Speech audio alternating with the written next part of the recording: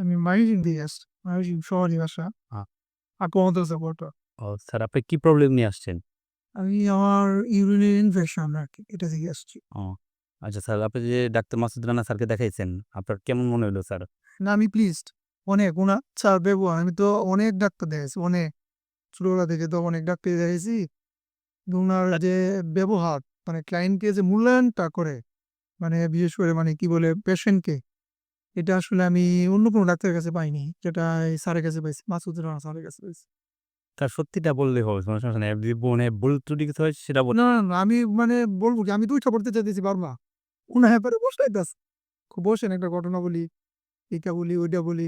Doctor ওইভাবে সময়টা সাধারণত দেয় না। কিন্তু আমি তো আমি নিজেই বলতেছি যে তার আজকে চলে যাই। না বসেন। বিশেষ স্যার করে আমাকে লাঞ্চের জন্য অফার করা, করা মানে আসলে আমি প্লিজড সম্পূর্ণ সবকিছু। ওভারঅল স্যার এই যে ইনফার্টিলিটি কেয়ার মানে সার্বিক ব্যবস্থা নিয়ে স্টাফদের ব্যাপারে আমি খুবই প্লিজড। আসার পরে ঢোকার পরেই যে আমাকে মানে করা হইলো যে চা খান, পরে বিস্কিট খান সবগুলো অফার করা হইলো আমাকে। আমি বারবার রিফিউজ করছি। বারবার আমাকে মনে হয় ধরতে গিয়ে আমি বিরক্ত হয়ে গেছি। আমার লাঞ্চের জন্যে আমাকে বারবার হইলো। আমি সবার প্রতি খুব প্লিজড। আপনাদের ব্যবহার, attitude মানে এটা অনন্য। স্যার আর চিকিৎসার ব্যাপারে স্যার আসলে আপনি তো মাত্র চিকিৎসাটা নিছেন। এখনই বলা যায় না। নেক্সট টাইম আপনি যখন আসবেন তখন আপনার চিকিৎসার ব্যাপারে কিছু বলে হয়ে যাবে অবশ্যই, অবশ্যই করব যদি বেঁচে থাকি স্যার ইনশাআল্লাহ। ঠিক আছে স্যার, অবশ্যই সুস্থ থাকেন, ভালো থাকেন। জি, আপনাদেরকে ধন্যবাদ। জি স্যার, থ্যাংক ইউ স্যার। জি। জি।